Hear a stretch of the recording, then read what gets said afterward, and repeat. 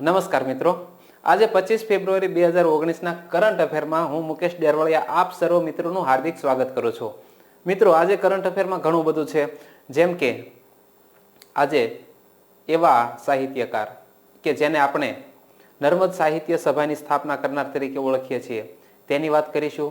અને તેની સાથે સાથે આપણે સૌ જાણીએ છીએ કે વર્તમાન સમયમાં શૂટિંગ વર્લ્ડ કપ દિલ્હી મુકામે યોજાઈ રહ્યો છે, તો તેમાં ગોલ્ડ કોને મેળવ્યો તેની પણ વાત કરીશું. અને સાથે સાથે રિલેટેડ તમિલનાડુ, અસમ અને જુદા જુદા રાજ્યમાં જુદા જુદા મુખ્યમંત્રીઓએ જ્યારે ફેબ્રુઆરી અને માર્ચ મહિનો ચાલતો હોય ત્યારે તેના બજેટની અંદર વિવિધ યોજનાઓની જાહેરાત થતી હોય છે, તેની પણ વાત કરીશું. તો મિત્રો, શરૂ કરીએ આજના કરંટ અફેરને. અને આજના કરંટ અફેરમાં દિન વિશેષ જોવા જઈએ તો 25 ફેબ્રુઆરી એટલે કવિ નર્મદનો નિર્વાણ દિવસ. અને કવિ નર્મદની વાત આવે એટલે સ્વાભાવિક રીતે જ આપણને સુરત યાદ આવે. અને તેમનું મૂળ નામ શું હતું? નર્મદ શંકર લાભશંકર દવે. તેમનો જન્મ 24 ઓગસ્ટ 1833માં થયો હતો. ક્યાં થયો હતો? સુરત મુકામે, ગુજરાત અને ભારત. નર્મદના જન્મ દિવસને વિશ્વ ગુજરાતી ભાષા દિવસ તરીકે પણ ઓળખવામાં આવે છે.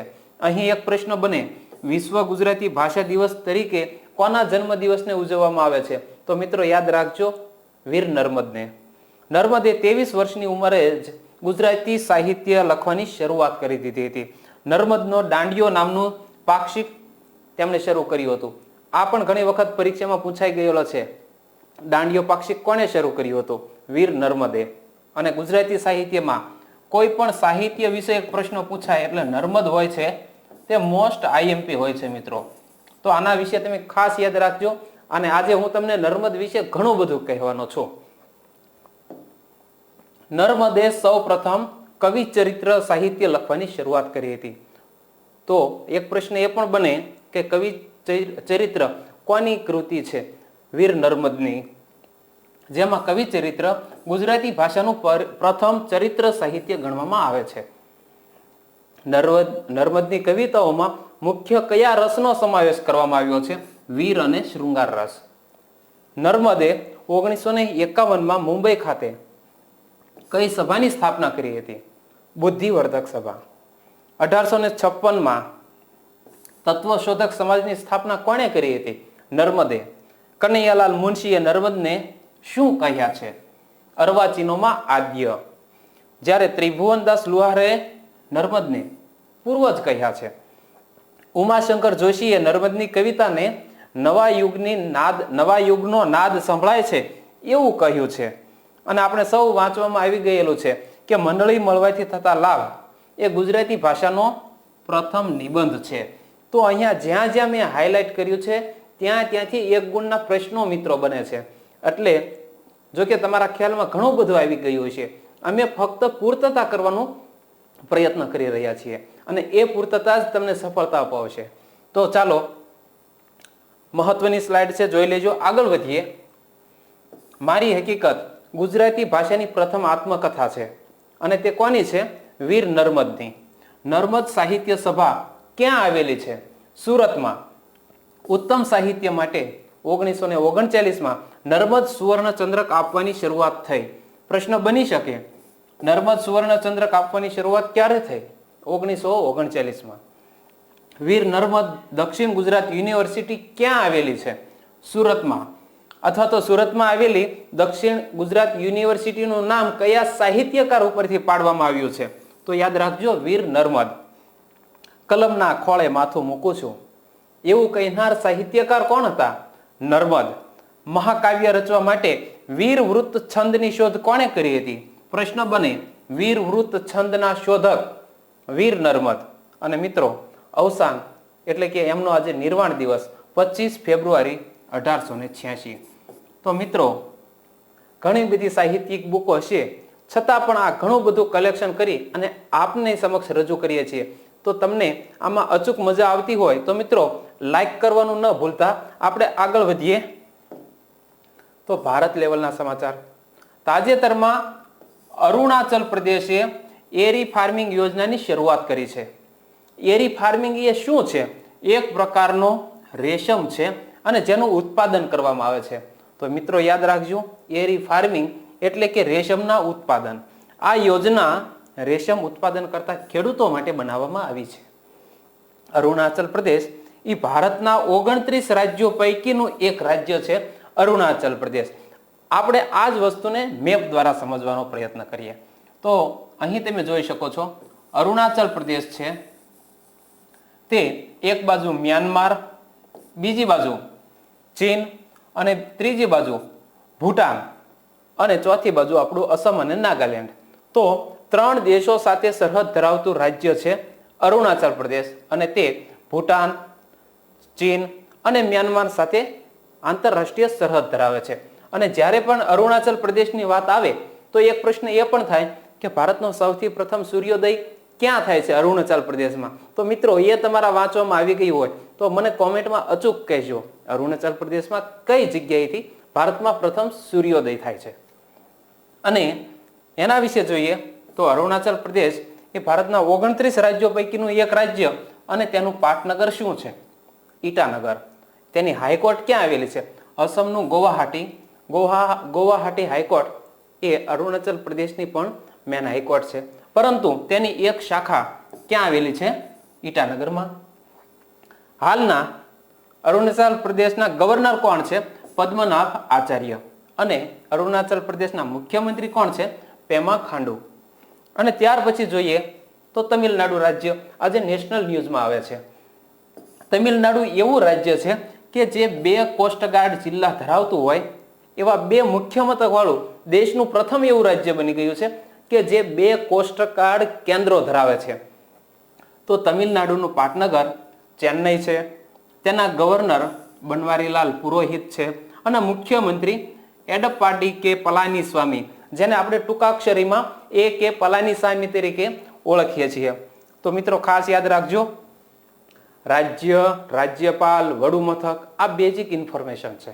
અને જે હું દર વખતે તમારી સમક્ષ જે કોઈ રાજ્યની વાત આવે એ રાજ્યના ગવર્નર, રાજ્યપાલ અને વડુ મથક હું તમને કહું છું, જેથી કરીને તમારું બેઝિક નોલેજ છે એ ઇમ્પ્રૂવ થાવ અને એની સાથે સાથે સંલગ્ન બીજા પોઈન્ટ પણ આપણે જોડી શકીએ. બીજી વાત કરીએ તો તે વસ્તીની દ્રષ્ટિએ 6થા નંબરનું સૌથી મોટું રાજ્ય છે. 6થા નંબરનું સૌથી મોટું રાજ્ય તમિલનાડુ. અને જ્યારે પણ તમિલનાડુની વાત આવે ત્યારે તમને ખબર છે કે તમિલનાડુની અંદર કયા કયા બંદરો આવેલા છે, એના દરિયા કિનારે અથવા તો તમિલનાડુની અંદર સત્યાગ્રહ કોણે કર્યો હતો એની પણ વાત તમારે વણી લેવી જોઈએ. અને જે અમે અમારા એક અગત્યના વિડીયો છે દાંડીકૂચ, એની અંદર આપણે વિસ્તૃત ચર્ચા કરી છે. એની અંદર આપણે તમિલનાડુ, કેરળ એના વિશે પણ વાત કરેલી છે. અને આગળ વધીએ તો તાજેતરમાં અસમ રાજ્યમાં 2 સિલ્ક પરિયોજના શરૂ કરવામાં આવી છે. નામ ઉપરથી જ ખબર પડી જાય, સિલ્ક પરી, સિલ્ક કાપડ હોય, રેશમનું કાપડ. તો આ યોજનાની શરૂઆત વસ્ત્ર મંત્રાલયે કરી છે. સોલિડ ટુ સિલ્ક અને બીજી એરી ઇન પેન્સિવ, આ 2 યોજના શરૂ કરવામાં આવી છે. કઈ જગ્યાએ? અસમ રાજ્યમાં. ફરીથી નામ જોઈ લેજો, સોલિડ ટુ સિલ્ક અને બીજી નામ છે એરી ઇન પેન્સિવ.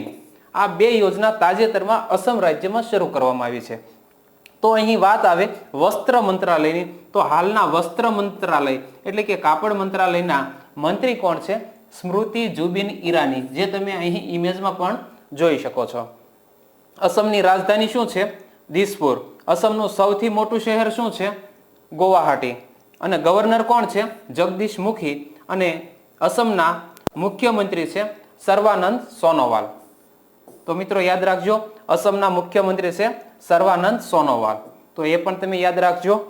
અને અસમની વાત આવે ત્યારે એની સાથે પરીક્ષામાં વારંવાર રિપીટ થતા 2 પ્રશ્નો તમારે ધ્યાનમાં આવવા જોઈએ કે કાજીરંગા રાષ્ટ્રીય અભયારણ્ય કયા રાજ્યમાં આવેલું છે?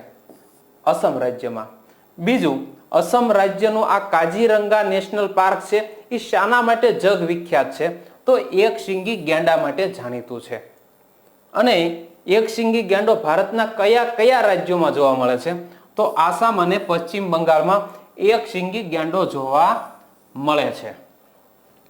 ત્યાર પછી આગળ વધીએ તો તાજેતરમાં મધ્યપ્રદેશના મુખ્યમંત્રીએ યુવા સ્વાભિમાન યોજનાની જાહેરાત કરી છે. તો અહીં આવે છે મધ્યપ્રદેશ અને મધ્યપ્રદેશના મુખ્યમંત્રી કમલનાથ ત્રિપાઠીએ આ મુખ્યમંત્રી યુવા સ્વાભિમાન યોજનાની જાહેરાત કરી છે અને એના વિશે વાત કરીએ તો આ યોજનામાં શું છે વાત મૂળ, તો કે શહેરી વિસ્તારના યુવાનોને 100 દિવસની રોજગારી આપવામાં આવશે આ યોજના અંતર્ગત. કઈ યોજના? મુખ્યમંત્રી યુવા સ્વાભિમાન યોજના અંતર્ગત 100 દિવસની રોજગારી યુવાનોને પૂરી પાડવામાં આવશે, જેમાં 1 મહિનામાં 4000 રૂપિયા રોજગારી આપવામાં આવશે. આ યોજનાની શરૂઆત કમલનાથ ત્રિપાઠીએ કરી છે, જે હાલમાં જ તે ચૂંટાઈ આવ્યા છે કોંગ્રેસ પાર્ટી તરફથી મધ્યપ્રદેશમાં. અને કમલનાથ ત્રિપાઠી મધ્યપ્રદેશના મુખ્યમંત્રી છે. મધ્યપ્રદેશનું પાટનગર ભોપાલ છે અને રાજ્યપાલ આનંદીબેન પટેલ છે. અને ભોપાલની વાત આવે તો સરોવરોનું શહેર તરીકે પણ ભોપાલને ઓળખવામાં આવે છે, તળાવોનું શહેર. મિત્રો, અમારો વિડીયો ગમે તો તેને શેર કરવાનું ન ચૂકતા. આપણે ઝડપથી આગળ વધીએ તો ક્ષેત્રીય સમુદ્ર સુરક્ષા સંમેલન તાજેતરમાં જ મુંબઈ ખાતે આયોજિત કરવામાં આવ્યું હતું. ક્ષેત્રીય સમુદ્ર સુરક્ષા સંમેલન આપણે જ્યારે વાત કરી હતી કે 26/11નો હુમલો જ્યારે તાજ હોટેલ ઉપર થાય છે ત્યારે દરિયાઈ માર્ગે આતંકવાદીઓ પ્રવેશ્યા હતા. તો આ દરિયાઈ સુરક્ષાને વધારે સક્ષમ બનાવવા માટે થઈ અને આ સમુદ્ર સુરક્ષા સંમેલન મુંબઈ ખાતે તાજેતરમાં યોજાઈ ગયું. તો અહીં વાત છે કે સમુદ્રી તટની સુરક્ષા અને ત્યાંના વ્યાપારનું સંવર્ધન થાય તે તેનું મુખ્ય કાર્ય છે, જેનું આયોજન નેશનલ મેરીટાઈમ ફાઉન્ડેશન, વિદેશ મંત્રાલય અને શિપ મંત્રાલય દ્વારા કરવામાં આવ્યું છે. ત્રણના સંયુક્ત ભાગીદારીથી આ ક્ષેત્રીય સમુદ્ર સુરક્ષા સંમેલન યોજાઈ ગયું તાજેતરમાં મુંબઈ મુકામે. અને ત્યાર પછી જોઈએ રમતગમત જગત સમાચાર, તો ISSF ફરીથી જોઈ લઈએ. ISSF એનું સૌપ્રથમ તો આપણે ફૂલ ફોર્મ જોઈ લેવું જોઈએ કે ISSF નું ફૂલ ફોર્મ શું થાય છે. International shooting sports federation. તો તાજેતરમાં જ તે આ આંતરરાષ્ટ્રીય શૂટિંગ રમતગમત સંઘ દ્વારા આ ઇવેન્ટ યોજાઈ રહી છે અને એનું નામ છે શૂટિંગ વિશ્વ કપ. અને આ શૂટિંગ વિશ્વ કપના ભારતનો એક 16 વર્ષીય સૌરભ ચૌધરી ઝળક્યો છે અને તેમણે આમાં ગોલ્ડ મેડલ મેળવ્યો છે. ખૂબ જ અગત્યના મિત્રો ન્યૂઝ છે. 16 વર્ષીય સૌરભ ચૌધરી કે જેણે ISSFમાં શૂટિંગ વિશ્વ કપમાં ગોલ્ડ મેડલ જીત્યો છે, જેની ઉંમર માત્ર 16 વર્ષ છે. તેણે એશિયન ગેમ્સ અને યુથ ગેમ્સમાં પણ ગોલ્ડ મેડલ જીત્યો હતો, જે આપણે નજર નિહાળેલું છે કે એશિયન ગેમ્સ અને યુથ ગેમ્સમાં પણ તેમણે ગોલ્ડ મેડલ જીત્યો હતો. અને આપણે એ વખતે પણ કરંટ અફેરમાં વાત કરી હતી, યુથ ગેમ્સ છે એ 18 વર્ષથી નીચેના વ્યક્તિઓ માટે જ યોજાય છે. અને બીજી એ પણ વાત કરી હતી ગઈકાલે કે અપૂર્વી ચંદેલાએ આ શૂટિંગ 10 મીટર રાઇફલમાં વર્લ્ડ રેકોર્ડ નોંધાવ્યો છે. તો મિત્રો, ઘટનાક્રમ આગળ વધતો જાય છે.